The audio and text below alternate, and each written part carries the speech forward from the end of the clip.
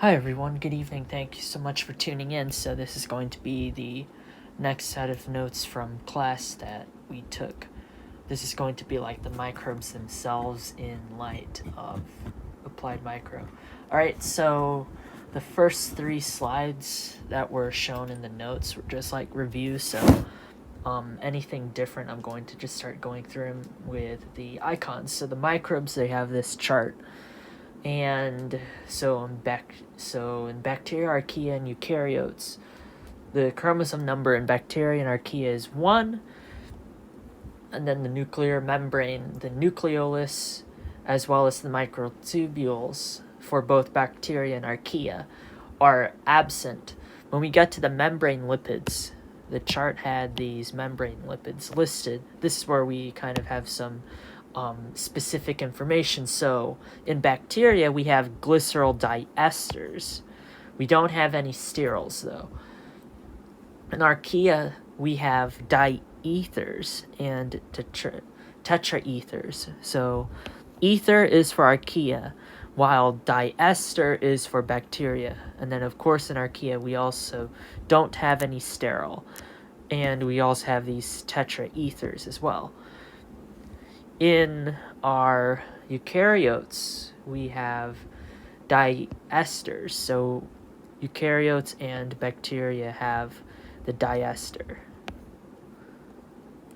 We do have sterols in our lipids, in our membrane lipids, in our membrane sterols. We do have those.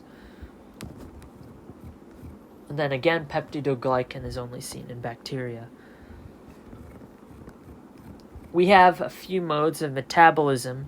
So the sources of carbon for metabolism would be heterotrophs or autotrophs. Hetero, again, means we're going to be using organic compounds.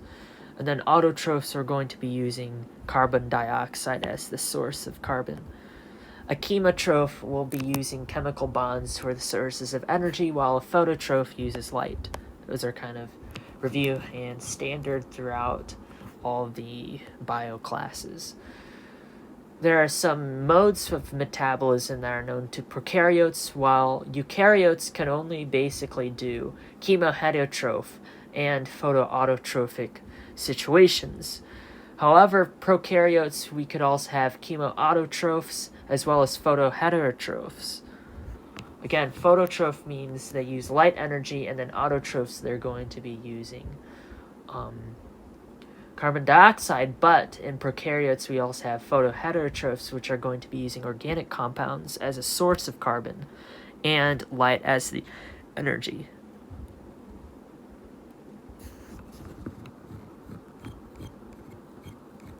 Let's talk about fermentation in the sense of both the biochem as well as the biotech definition.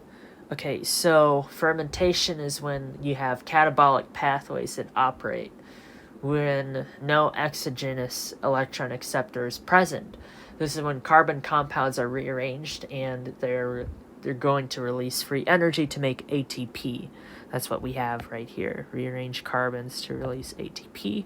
We don't have an exogenous electron acceptor. These again are catabolic. The meaning of fermentation again will vary depending on the practice that it's being used in.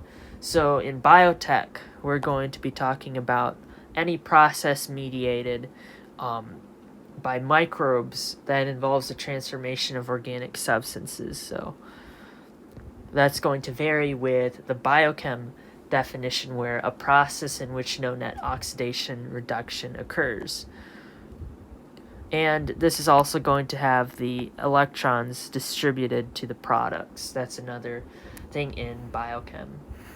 Free energy is conserved in activating compounds, so they are used to generate ATP by substrate level phosphorylation. An example of this would be our lactic acid fermentation, where 1 glucose mole is converted to 2 moles of lactic acid. Respiration, something different. This is going to be complete oxidation to carbon dioxide via the Krebs cycle or the TCA cycle. And this is because of that exogenous terminal electron acceptor. This could be oxygen, or it could also be other acceptors as well. There's going to also be the release of free energy conserved in the form of proton motive force, or PMF, which we have here. We're also going to have the creation of reducing powers, so like NADPH, NADH, those are going to come into play. The translocation of protons is driven by the electrons being transferred along the ETC, or the electron transport chain, to the terminal electron acceptor. In the example, it's going to be, again, oxygen for respiration. ATP is going to be generated as the protons make their return, and it takes about 3 protons to make 1 ATP using ATP synthase, which is a transmembrane enzyme. This is called oxidative phosphorylation.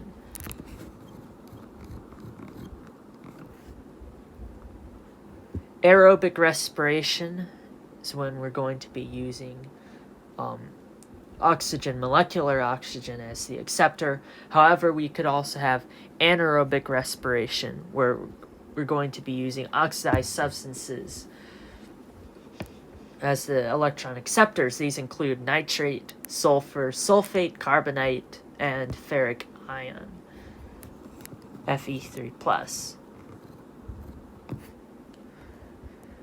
Microbes could use chemolithotrophy. Again, litho means stone, so this is inorganic. They're going to be using inorganic compounds. They're going to get the energy from those inorganic compounds, such as the reduced forms of hydrogen, Fe2+, ammonia, nitrite, sulfur, and hydrogen sulfide. They're going to be using these again as electron donors to specific electron transfer chains. O2 again is a terminal electron acceptor to generate ATP by oxidative phosphorylation. That's again made here. We're going to reform water. That happens. We could also talk about light reactions in order to get from light to chemical energy. Of course, the biggest one is photosynthesis. We're going to be using the macromolecular complexes with pigments such as bacterial chlorophylls and regular chlorophylls. These are first going to absorb the light. Then we're going to be splitting water. And then in the absorbed energy will be then conveyed to these reaction centers, and this will take place in a special pair of chlorophyll molecules. The charge separation will allow for electron flow. When electron flow is established, the proton gradient will be generated, and this is going to be similar to respiratory electron flow. Again, we need to establish that proton gradient. We have anoxygenic photosynthesis. This is when it's only going to happen in anaerobic conditions, while oxygenic photosynthesis is going to be accompanied by the light-driven evolution of oxygen. All right, now let's talk about the classification of the microbes. So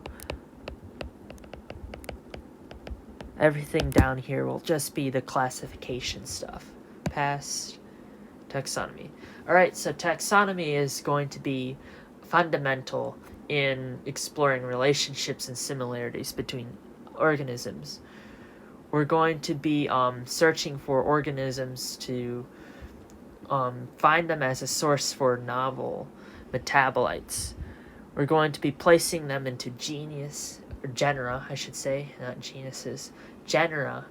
And when we place a microbe into a studied genus, this means we're going to make predictions on physiological traits biochemical implications, genetic implications, and again, they could be a source for novel synthesizers or metabolites. We have the taxonomic scheme. This is just going to be the hierarchy. Domain, phylum, class, order, family, genus, a species. How do we build this taxonomic scheme? We're going to be isolating the organisms in pure culture. Then we examine the phenotypes like air requirements, flagella, pH, end products that they might make, growth, temperature, supporting compounds that they might need. We're going to be using Birdie's manual in bacteriology for that. You could also identify the microbes using 16S rRNA. This is a conserved part of the genome across all of these species, and then so there's going to be little specific changes to it. Therefore, you can identify it. First, you're going to purify DNA from a biofilm. Then you're going to amplify the 16S rRNA DNA through PCR with specific primers for a certain area. These are going to then, of course, sequence the amplicons after the PCR reaction. Then you're going to compare the sequence through BLAST. We do have some limitations in 16S phylogeny, so we don't estimate a time scale at all, so we can't use this to establish any evolutionary step-by-step processes, basically. It doesn't correlate to a time scale.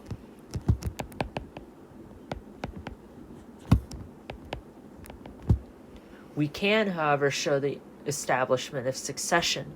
There's a similarity of greater than 97% to use the same genus. However, some microbes have different copies of RNA sequences. Other microbes may have identical RNA for 16S, however, but they're going to differ in the whole genome.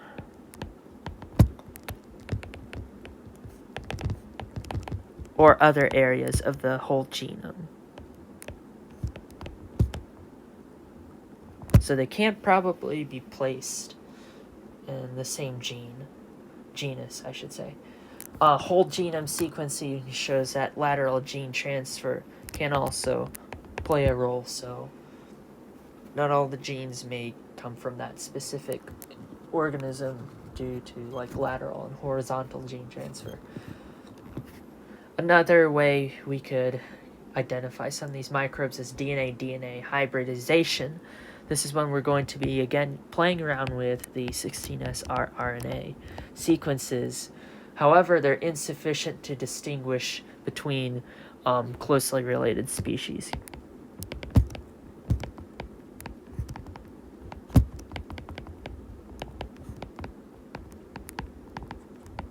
As established in the problems or limitations to 16S rRNA examination.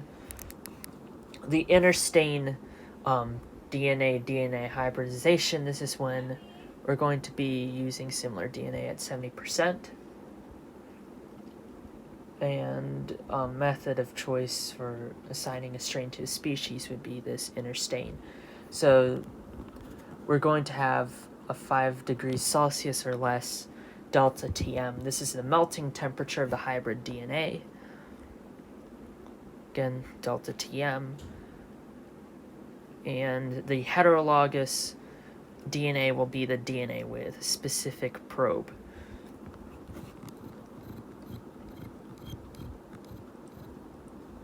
We're going to also be looking at the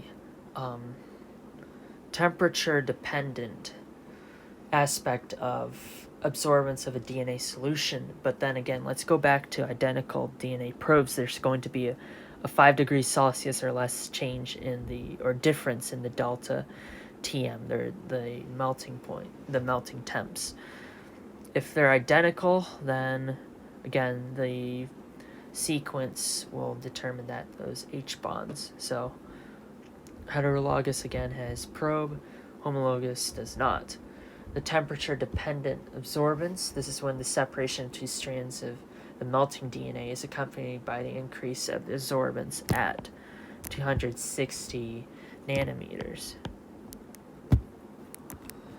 The TM, just regular TM, this is going to be the melting temperature when the change in A to 60 is 50% complete.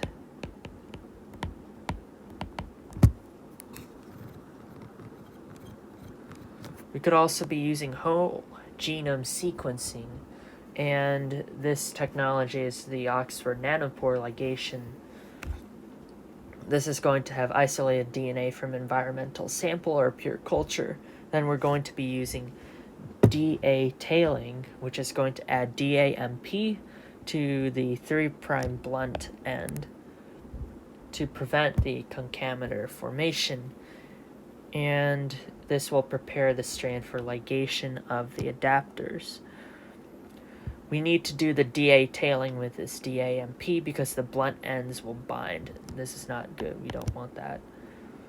The voltage will then be measured across the membrane when the adapter goes to the end, and then of course we're going to be using blast again. Could also look at plasmids when we're looking at classification. So again, plasmids are self-replicating circles of DNA. There are extra pieces of it. They could confer resistance to antibiotics or heavy metals. Some key characteristics of strains include the Pseudomonas fluorescens. This is going to allow it to utilize a wide range of substrates. And then Lactococcus lactis will have this plasmid that allows it to use citrate, and it will create a diacetyl. This diacetyl is used for butter flavor, and again we made a subspecies known as L. lactis subspecies diacetyl lactis, since it's able to use citrate and produce diacetyl. And of course there's bioengineering capabilities with plasmids, because we could encode insulin or a COVID spike protein into the bacteria using a designed plasmid, and then that's done in Pfizer. All right, thank you so much for tuning in. Please do something nice for someone. Take care.